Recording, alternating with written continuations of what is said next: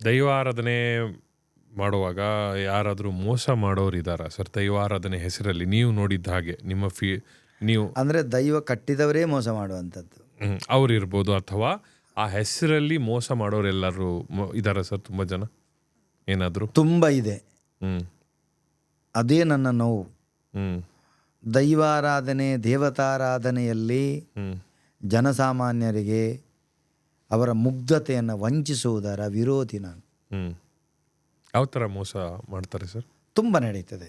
ಈಗ ಹೇಳುವಂಥದ್ದು ದೇವರ ಹೆಸರಲ್ಲಿ ಮಾಡುವಂಥ ತಪ್ಪುಗಳು, ದೈವಗಳ ಹೆಸರಲ್ಲಿ ಆಗುವಂಥ ತಪ್ಪುಗಳು, ಮುಗ್ಧರ ಭಾವನೆಗಳ ಮೇಲೆ ಆಗುವಂಥ ಚೆಲ್ಲಾಟಗಳು, ಕೆಲವೊಂದು ಅನಿರ್ವಚನೀಯ ಅಂತ ಹೇಳಲಿಕ್ಕೆ ಆಗದೇ ಇರುವಂಥದ್ದಿದೆ. ನಾವು ಹೇಳಲಿಕ್ಕೂ ಕೊಡೋದು, ಹೇಳಿದರೆ ಒಬ್ಬ ಮಾಡಿದ ತಪ್ಪು ಒಂದು ಇಡೀ ಒಂದು ಆರಾಧನಾ ಪರಂಪರೆಗೆ ನಾಳೆ ತೊಡಕಾಗ್ಬೋದು. ಒಬ್ಬ ಮಾಡಿರುವಂಥ ತಪ್ಪು.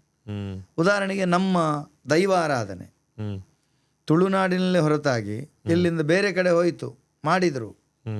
ಯಾವ ರೀತಿ ಮಾಡಿದರು, ಏನಾಯಿತು? ಬಿಸ್ನೆಸ್ಸಿಗೆ ಆಗಿ ಮಾಡುವಂಥ ಪರಿಸ್ಥಿತಿ ಆಯಿತು. ಅಲ್ಲಿ ಹೋಗಿ ಕಟ್ಟಿದ್ಯಾರು? ಇವನೇ ಹೋದದ್ದಲ್ವಾ? ಇವ ಮಾಡಿ ತಪ್ಪಲ್ವಾ? ಯೋಚಿಸ್ಬೇಕಿವ. ಇಲ್ಲಿ ನನ್ನ ಹಿರಿಯರು ನನಗೆ ಯಾವುದಕ್ಕೆ ದೀಕ್ಷೆಯನ್ನು ಕೊಟ್ಟಿದ್ದಾರೆ, ಆ ವಂಶದಲ್ಲಿ ನಾನು ಹುಟ್ಟಿದ್ದೇನೆ. ನಾನು ಏನು ಮಾಡಬೇಕು, ಹೇಗೆ ಮಾಡಬೇಕು, ಎಷ್ಟು ಮಾಡಬೇಕು, ಎಲ್ಲಿ ಮಾಡಬೇಕು, ಇವನಿಗೆ ಸ್ವಸ್ವರೂಪ ಜ್ಞಾನ ಬೇಕು. ನನಗೂ ಅಷ್ಟೇ. ನಾನು ಅದನ್ನು ಬಿಟ್ಟು ಅದನ್ನು ಮೀರಿ ಮಾಡಿದರೆ ಅದಕ್ಕೆ ಧಕ್ಕಾಯಿತು, ಅದು ಮೋಸ ಆಯಿತು. ಕೇವಲ ಹಣಕ್ಕೋಸ್ಕರ ಮಾಡಿದ ಹಾಗೆ ಆಯಿತು. ಒಂದು. ಇನ್ನೊಂದು, ದೈವಗಳು ಯಾವತ್ತೂ ಕಾಯುವ ದೈವಗಳು, ನೋಯಿಸುವ ದೈವಗಳಲ್ಲ. ದೈವಗಳು ಕಾಪುನ ದೈವಗಳು, ನೋಪುನ ದೈವಗಳು, ಕಾಪಾಡೋ ದೇವರು, ನೋವು ಕೊಡೋ. ಅನ್ಯಾಯ ಮಾಡುವಂಥ ದೈವ ಒಬ್ಬನನ್ನು ಕೊಂದಿದೆ, ದೈವ ಒಬ್ಬನನ್ನು ತಿಂದಿದೆ ಅನ್ನುವಂಥದ್ದು ಶುದ್ಧ ಸುಳ್ಳು. ಹಾಗಾದರೆ ದೈವಕ್ಕೆ ತಪ್ಪು ಮಾಡಿದ್ರೆ ಸತ್ತಿಲ್ವೋ? ಸತ್ತಿದ್ದಾನೆ. ಅವನ ಕರ್ಮದಿಂದ ಅವ ಸತ್ತದ್ದು. ಅರ್ಥ ಆಯ್ತಾ ನಿಮಗೆ? ಬೆಂಕಿ ಯಾರನ್ನು ಸುಡುವುದಿಲ್ಲ, ಬೆಂಕಿಗೆ ಇವ ಬಿದ್ದು ಅವನನ್ನು ನಾವು ಸುಟ್ಕೊಳ್ಳೋದು.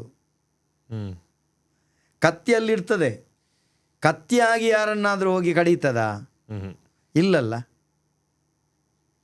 ಇಲ್ಲ. ಇವ ಕಡಿಸಿಕೊಂಡದ್ದು.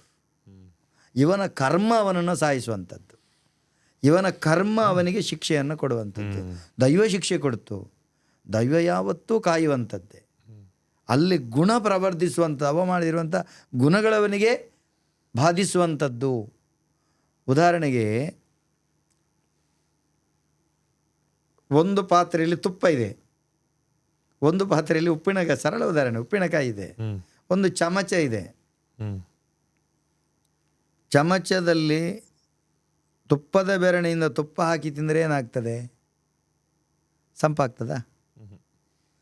ಅದೇ ಚಮಚದಿಂದ, ಅದೇ ಚಮಚ ತುಪ್ಪಕ್ಕೆ, ಅದೇ ಚಮಚದಿಂದ ಉಪ್ಪಿನಕಾಯಿ ಹಾಕಿದರೆ ಉಷ್ಣ ಆಗ್ತದ? ಅಲ್ಲಿ ಚಮಚ ಮುಖ್ಯ ಅಲ್ಲ, ಯಾವುದು ಹಾಕಿದ್ದಾರೆ ಅನ್ನೋಂಥದ್ದು ಮುಖ್ಯ. ಆಯ್ತಾ? ಇದು ಈ ಮೌಢ್ಯದಿಂದ ಹೊರಗೆ ಬರಬೇಕು ನಾವು. ಆಯ್ತಾ? ಇದು ಮೌಢ್ಯ. ಇಂಥದ್ದು ತುಂಬ ನಡೀತದೆ ಕೆಲವು ಕಡೆ. ಉದಾಹರಣೆಗೆ, ಒಂದು ಕೊರಗತನ್ಯ ದೈವ, ಕೊರಗತನ್ಯ ದೈವ ಅಂತ ಹೇಳಿದರೆ ಬಹಳ ಶಕ್ತಿಶಾಲಿ ದೈವ. ಅಂಥ ದೈವಕ್ಕೆ ಇಂಥ ಕಡೆಯ ಆರಾಧನೆ ಮಾಡಬೇಕಂತುಂಟು, ಹೀಗೆ ಮಾಡಬೇಕಂತುಂಟು, ಮೂಲ ನಿಯಮಾವಳಿ ಉಂಟು. ಅದನ್ನು ಮೀರಿ ನಡೆದರೆ ಅದು ತಪ್ಪು. ಇದನ್ನು ಇವರು ಮಾಡಿದ್ದು ಸರಿ ಅಂತ ನಾನು ಹೇಳೋದಿಲ್ಲ ಅಂತೇಳಿ ಮಾಡ್ತಾರೆ. ನಾನು ಅದನ್ನು ವಿರೋಧಿಸಿ, ಸರಿಯಾಗಿ ಹೇಳಿದರೆ ತಪ್ಪು, ಅದು ತಪ್ಪು ಅಂತ ಹೇಳೋದಿಲ್ಲ, ಸರಿಯಲ್ಲ ಅಂತ ಹೇಳ್ತೇನೆ. ನೀನು ಮಾಡೋದು ಸರಿಯಲ್ಲ ಅಂತ ಹೇಳ್ಬೋದು, ನೀನು ಮಾಡೋ ತಪ್ಪು ಅಂತ ಹೇಳೋದಿಲ್ಲ ನಾನು. ಗೊತ್ತಾಯಿತು. ಆಯಿತಾ? ಯಾಕಂತ ಹೇಳಿದರೆ ಅದು ಪ್ರತಿ ಪ್ರಶ್ನೆಗಳಿದ್ರೆ ನಮ್ಮಲ್ಲಿ ಉತ್ತರ ಇಲ್ಲ ಅಂತೇಳಿ. ಆದ್ದರಿಂದ ಹೇಳುವಂಥದ್ದು, ನಿಯಮಾವಳಿಗಳು, ಕಟ್ಟುಬಿಡಿನ ಚಿತ್ತೊಳೆಂಕುಲತ್ತು ಏನು ಕಟ್ಟುಪಾಡಿದೆ ಅದನ್ನು ಆದಷ್ಟು ಪಾಲಿಸಬೇಕು. ತುಂಬ ನಾನು ದೇವತಾರಾಧನೆಯಲ್ಲಿ ಕೂಡ ತುಂಬ ಸಮಸ್ಯೆಗಳಾಗ್ತಾ ಇದೆ. ಇನ್ನೊಬ್ಬರು ಪ್ರಶ್ನೆ ಮಾಡೋದಕ್ಕೆ ನಾವು ಅವಕಾಶ ಕೊಟ್ಟ ಹಾಗೆ ಆಗ್ತದೆ. ತುಂಬ ತಪ್ಪುಗಳಾಗ್ತಾ ಇದೆ. ಎಷ್ಟು ಮಂತ್ರಗಳ ತಾತ್ಪರ್ಯಗಳನ್ನು ಜನಸಾಮಾನ್ಯರಿಗೆ ಅರ್ಥ ಮಾಡುವಂಥ ಒಂದು ಪ್ರಾಮಾಣಿಕ ಪ್ರಯತ್ನವನ್ನು ಹಿರೇಮಗಳೂರು ಕಣ್ಣನ್ ಮಾಮನಾಗೆ ಮಾಡ್ತಾರೆ. ಅವರು ನಿಜವಾದ ಬ್ರಾಹ್ಮಣ. ಹ್ಮ್ ಹಿರೇಮಗಳೂರು ಕಣ್ಣನ ಮಾಮ ಸರಳವಾಗಿ ಕನ್ನಡದಲ್ಲಿ ಅರ್ಥವಾಗುವ ರೀತಿಯಲ್ಲಿ ಹ್ಮ್ ಎಷ್ಟು ಮಂದಿ ಪ್ರಯತ್ನಿಸ್ತೇವೆ, ಕನಿಷ್ಠ ಪ್ರಯತ್ನ ಮಾಡಬೇಕಲ್ಲ. ಜನಸಾಮಾನ್ಯ ಅರ್ಥ, ಈಗ ದೈವಾರಾಧನೆ ಹೇಳಿಕೊಂಡು ಅದನ್ನು ಹೇಳಿದರೆ ಜನರಿಗೆ ಅರ್ಥ ಆಗುವಾಗಿ ಹೇಳಬೇಕು. ನಾನು ನಿಮ್ಮೊಂದು ಕೂತ್ರೆ ಸಾಲೋದಿಲ್ಲ. ನನಗೆ ಎಷ್ಟು ಗೊತ್ತಿದೆ ಅನ್ನೋದಕ್ಕಿಂತಲೂ ಗೊತ್ತಿದ್ದನ್ನು ಯಾವ ರೀತಿ ನಿಮಗೆ ತಲುಪಿಸ್ತೇನೆ, ಅರ್ಥ ಆಗೋ ರೀತಿಲಿ ಹೇಳಬೇಕು. ಹಾಂ, ಅದು ಎಷ್ಟು ಇದೆ, ಜನರಿಗೆ ಎಷ್ಟು ಅರ್ಥ ಆಗ್ತದೆ, ಆಚಾರಗಳ ಬಗ್ಗೆ ಎಷ್ಟು ಅರ್ಥ ಆಗ್ತದೆ. ಸರಳ ಉದಾಹರಣೆ ಹೇಳ್ತೇನೆ ನಾನು ನಿಮ್ಮ ಮಾಧ್ಯಮದ ಮುಖೇನ. ಅದರಲ್ಲಿ ನಾಳೆ ನನಗೆ ತೊಂದರೆ ಆದರೂ ಬೇಸರ ಇಲ್ಲ ನನಗೆ. ಕ್ಷೇತ್ರಗಳಲ್ಲಿ ಅನ್ನದಾನ ನಡೆಯುತ್ತದೆ. ಎಲ್ಲರೂ ಮಾಡೋದು ಹೊಟ್ಟೆಗಾಗಿ, ಗೇನು ಬಟ್ಟೆಗಾಗಿ. ಅನ್ನ ಸಂತರ್ಪಣೆ ಅದು ಶ್ರೇಷ್ಠ. ಆದರೆ ಈಗ ಒಂದೊಂದು ಕ್ಷೇತ್ರಗಳಲ್ಲಿ, ಪುಣ್ಯಕ್ಷೇತ್ರಗಳಲ್ಲಿ ನಾವು ನೋಡ್ತೇವೆ. ನನಗೆ ಧರ್ಮಸ್ಥಳ ಮೆಚ್ಚುಗೆ ಆಗೋದು ಅದಕ್ಕೆ. ಎಲ್ರಿಗೂ ಕೂತ್ಕೊಂಡೇ ಊಟ. ಹೌದು. ಈಗ ಆರಾಧನೆಗಳಲ್ಲಿ ಬಫೆ ಸಿಸ್ಟಮ್ ವಕ್ಕರಿಸಿದೆ. ತಪ್ಪದು, ಅಕ್ಷಮ್ಯ ಅಪರಾಧ. ಆಯಿತಾ? ಉದಯಾಸ್ತಮಾನ ಕಾಲದಿ ನಿದ್ರಿಪನ, ಹೊಸ್ತಿಲೊಣಕೆಗಳ ಮೇಲೆ ಕುಳ್ಳಿರ್ಪನ, ನಿಂದು ನೀರು ಗುಡಿವನ. ಲಕ್ಷ್ಮಿ ಹೊರಗೆ ಹೋಗ್ತಾಳೆ, ಶನಿ ವಕ್ಕರಿಸ್ತದೆ. ನಿಂತು ನೀರು ಕುಡಿಬಾರ್ದು, ನಿಂತು ಉಣಬಾರ್ದು. ಈಗ ಯಾಕೆ ನಾವು ಒಂದು ಪೂಜೆ ಮಾಡುವವರು, ಒಂದು ನೇಮ ಕಟ್ಟುವವರು, ನಮ್ಮನ್ನು ಸೇರಿಸಿ ನೇಮ ಕಟ್ಟುವವರು, ನೀವು ಬಫೆ ಸಿಸ್ಟಮ್ ಮಾಡಬೇಡಿ, ಇಲ್ಲೇ ನೀವು ಊಟ ಕೂತ್ಕೊಳ್ಳಿ, ಊಟ ಹಾಕಿಸಿ ಯಾಕೆ ಹೇಳುವುದಿಲ್ಲ? ಹೇಳಬೇಕು. ಇಲ್ಲದ್ರೆ ಬೇಡ, ಮಾಡುವುದೇ ಬೇಡ. ಅನ್ನಕ್ಕೆ ಅಪಮಾನ ಮಾಡುವುದು ಯಾಕೆ? ಒಂದು ಕಡೆ ಶನಿಗತೆ, ಇನ್ನೊಂದು ಕಡೆ ಅಲ್ಲೇ ಪೂಜೆಯಾಗಿ ಪ್ರಸಾದ ಆಗುವಾಗ ನಿಂತ್ಕೊಂಡು ತಿನ್ನೋದು, ನಿಂತ್ಕೊಂಡು ಶನಿ ಹಿಡಿಸೋದು.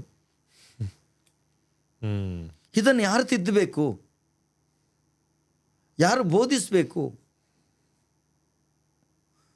ಹಂತವಾಗಿ ಇದನ್ನು ಪರಿವರ್ತನೆ ತರಬೇಕು, ನಾವು ಬದಲಾವಣೆ ಮಾಡಬೇಕು. ಪಾಶ್ಚಾತ್ಯ ಬಫೆ ಪದ್ಧತಿ ವಾತರೋಗಕ್ಕೆ ಮೂಲ ಕಾರಣ. ನಿಂತುಂಡ್ರೆ ನಮಗೆ ವಾತರೋಗ ಬರ್ತದೆ, ಗಂಟುಗಳಲ್ಲಿ ವಾಯು ನಿಲ್ತದೆ, ವಾತರೋಗ ಬರ್ತದೆ.